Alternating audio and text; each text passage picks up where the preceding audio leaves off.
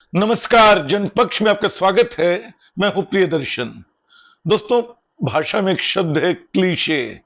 Cliché मतलब ऐसे मुहावरे जो घिस घिस कर अपनी चमक, अपना अर्थ खो चुके हैं, लेकिन हम बार बार उनका इस्तेमाल करते हैं। मैं ऐसे मुहावरों का इस्तेमाल बिल्कुल पसंद नहीं करता हूं, अक्सर इनसे बचता हूं। ऐसा ही एक मुहावरा जो राजनीति और पत्रकारिता में खूब प्रचलित है, वो ये कि रोम जल रहा था और नीरो बांसुरी बजा रहा था।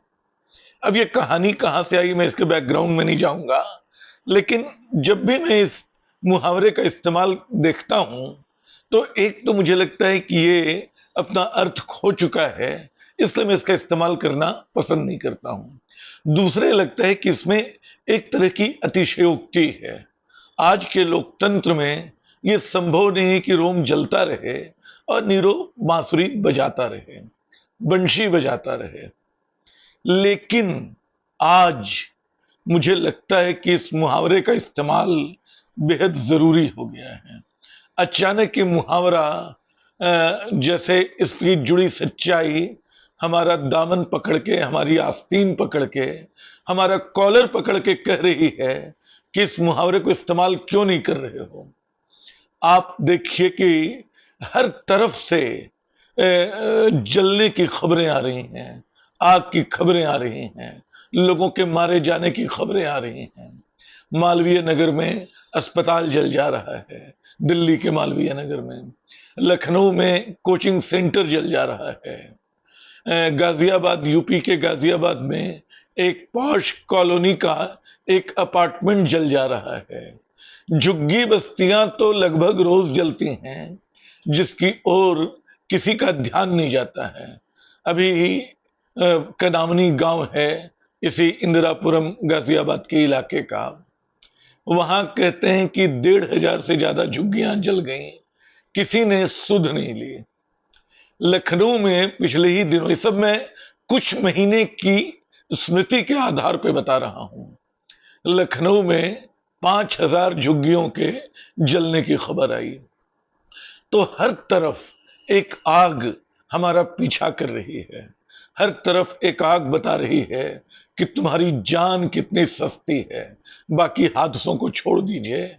और इस जलते हुए रोम में हमारे नीरो वाकई क्या कर रहे हैं, वो विज्ञापनों की बांसुरी बजा रहे हैं। ये बात साकेत गोखले, जो सूचना कार्यकर्ता हैं, आरटीआई एक्टिविस्ट, उनके एक आरटीआई से पता चली है। वो बताते हैं कि पिछले 5 साल में प्रधानमंत्री मोदी के प्रचार में सरकार ने 2,586 करोड़, 2,500 करोड़ रुपए से ऊपर की रकम खर्च की है। और ध्यान दीजिए, मोदी सरकार की बात नहीं हो रही है और मंत्रालयों की बात नहीं हो रही है, ये सिर्फ प्रधानमंत्री मोदी के नाम पे हुआ खर्च है। इसमें बाकी मंत्रालयों को जोड़ेंगे, बाकी राज्य सरकारों के खर्च को जोड़ेंगे, तो पता चलेगा कि ये पता नहीं कितने हजार या लाख करोड़ का मामला बनेगा। ये विज्ञापन साकेत गोखले ने बाकायदा इसका ब्रेकअप भी दिया है कि इन 5 वर्षों में किसको कितने विज्ञापन गए।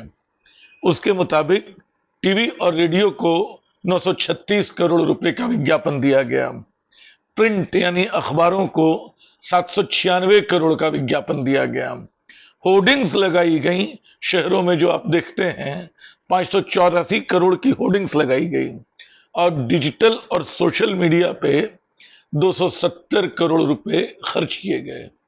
5 साल में सिर्फ प्रधानमंत्री का चेहरा चमकाने के लिए 2,586 करोड़ की रकम खर्च की गई। ये रकम और बढ़ाई जा रही है। दिलचस्प ये है कि जो 14 करोड़ की का खर्च डिजिटल मीडिया पे 2021-22 में रखा गया था, अब 131 करोड़ का हो चुका है, और प्रिंट का 338 करोड़ का हो चुका है, जो पिछले साल इसका 1/4 भी नहीं था। तो सरकार विज्ञापन पे विज्ञापन दे रही है, शहर पे शहर जल रहे हैं, प्रधानमंत्री हर जगह जाके बड़े बड़े वादे कर रहे हैं, बता रहे हैं कि भारत कैसे दुनिया की महाशक्ति है। और ये सिर्फ बाकी विभागों के विज्ञापनों को छोड़ दीजिए, प्रधानमंत्री की बात हो रही है।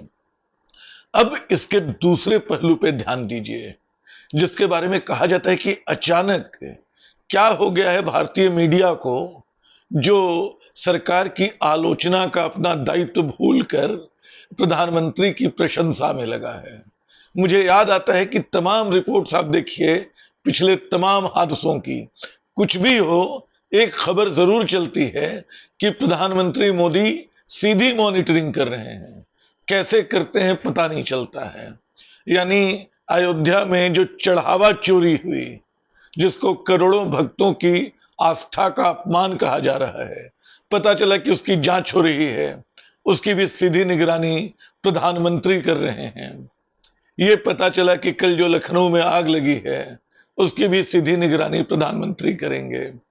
कुंभ के दौरान जो हादसा हुआ था, जिसकी सच्ची खबर अब तक छुपी रही, वो पता चला कि उसकी पहली खबर यही चल रही थी कि प्रधानमंत्री ने 4 बार अफसरों से बात की, हालात का जायजा लिया।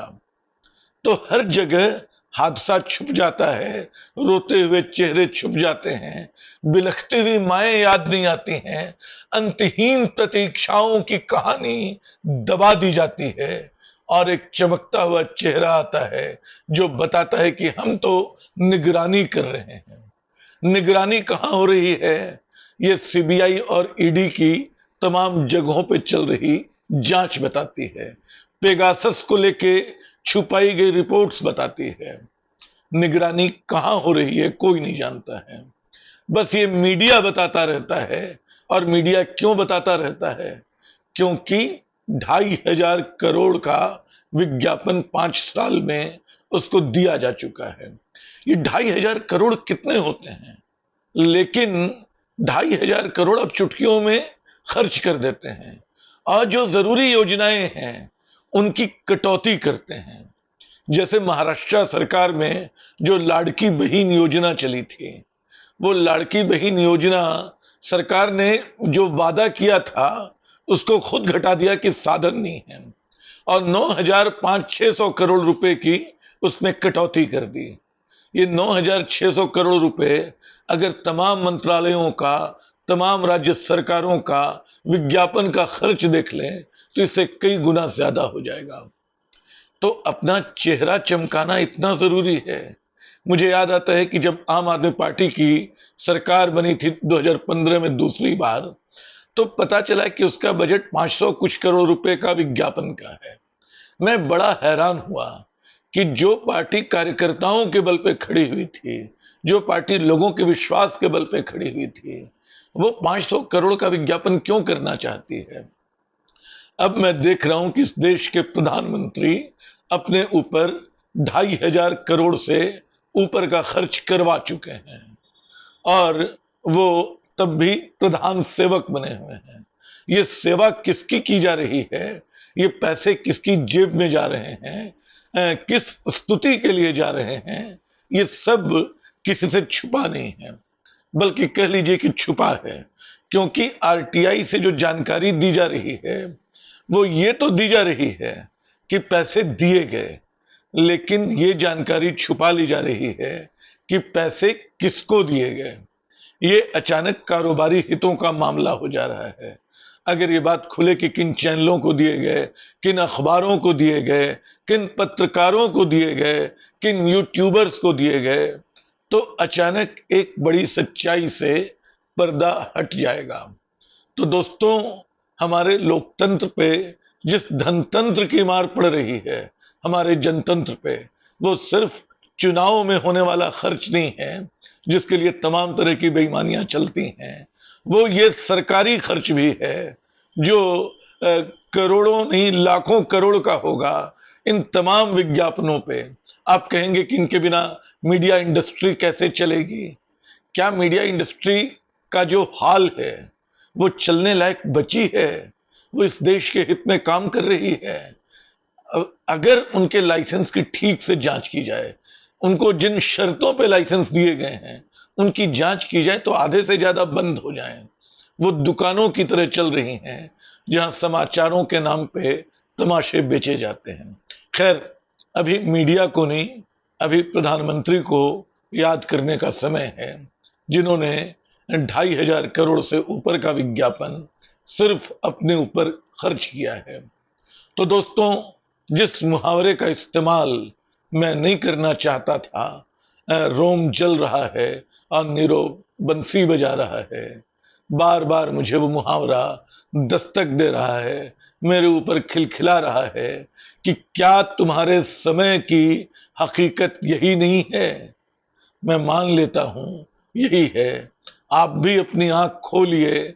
अगर आप चाहते हैं कि आपके आसपास लगी आग पे काबू पाने के साधन बेहतर हों, आप इस तरह झुलसा न दिए जाएं।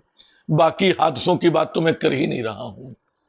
अभी मैंने सड़क हादसों पे पिछले दिनों बात की थी और बताया था कि फुटपाथ जो हैं वो सड़कों पे हैं ही नहीं। पैदल चलने वालों को ये सरकारें किसी लायक नहीं समझती। वो कारों और स्कूटरों से, वो ट्रकों से कुचल दिए जाने लायक होते हैं। सरकारें असल में कार्यकर्ताओं से नहीं, बाकी चीजों से नहीं, इन विज्ञापनों से अपना प्रचार कर रही हैं।